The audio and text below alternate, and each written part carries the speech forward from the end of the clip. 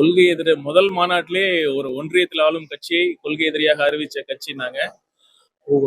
அந்த கட்சியின் மாநில தலைவர் இதனை இது மாதிரி கீழ்த்தரமான ஒரு குறிப்பிட்டு சொல்லியிருக்கிறார். அதை மக்கள் பார்த்துட்டு தான் இருக்காங்க. இதை பத்தி நாங்க சொல்றதுக்கு எதுவும் இல்லை. அவரோட தரத்தை அவரே குறைத்துக் கொண்டிருக்கிறார். நடந்தது ஒரு விபத்து. அதை வைத்து இந்த மாதிரி ஒரு மோசமான அரசியல் செய்வதை நாங்கள் விரும்பவில்லை.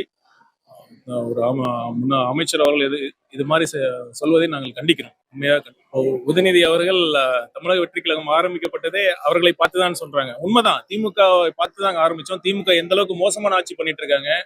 ஒரு அனைத்து துறைகளிலும் ஊழல், இது வரலாற்றில் இல்லாத அளவுக்கு ஊழல் இருக்கு. இதெல்லாம் பார்த்து தான் ஆரம்பிச்சிருக்கோம். அது மாதிரி ஒரு ஜனநாயக மாண்பிற்கு முற்றிலும் எதிரான ஒரு குடும்ப அரசியல் பண்ணிட்டு இருக்காங்க.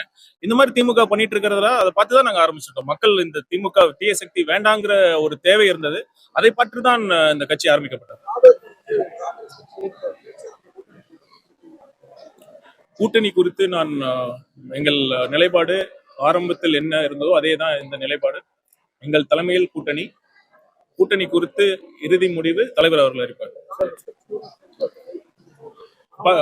இதை பற்றி அறிவிப்புகள் விரைவில் வரும்பொழுது பார்க்கலாம். நான் திரும்பவும் ஒன்று சொல்றேன். தலைவர் கடைசி கூட்டத்தில் சொன்னது போல நட்பு சக்திகள் வந்தாலும் வராவிட்டாலும் தமிழக வெற்றி கழகத்தின் அனைத்து தொகுதிகளிலும் தமிழக வெற்றி கழகம் தனித்து போட்டியிட்டு வெற்றி பெறக்கூடிய மக்கள் ஆதரவை தற்பொழுது பெற்றிருக்கு. தலைவர் அவர்கள் கண்டிப்பாக முதலமைச்சராக விரைவில் பதவி இருப்பார். நன்றி. மக்களே நிராகரிச்சுட்டாங்க, அதெல்லாம் தேவையில்லை.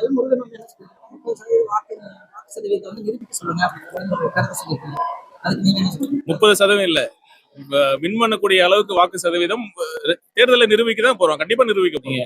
இறுதி வெற்றி சதவீதம் உங்களுக்கு விரைவில் தெரிய போகுது. அப்ப நீங்க தெரிஞ்சுக்கிட்டின் சார்பாக ஒரு மாபெரும் சிறப்பு மருத்துவ முகாம் திருச்செங்கோடு சட்டமன்ற தொகுதியில் ஏற்பாடு செய்யப்பட்டிருக்கிறது.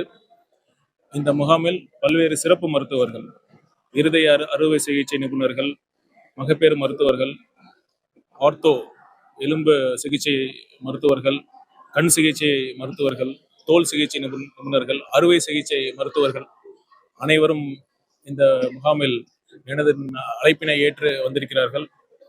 அனைவரும் என் கூட படித்தவர்கள் மற்றும் என்னோட சீனியர்ஸ் என் அழைப்பினை ஏற்று தமிழக வெற்றி கழகத்தின் சார்பாக இந்த மருத்துவ முகாமில் கலந்து கொண்டிருக்கிறார்கள்.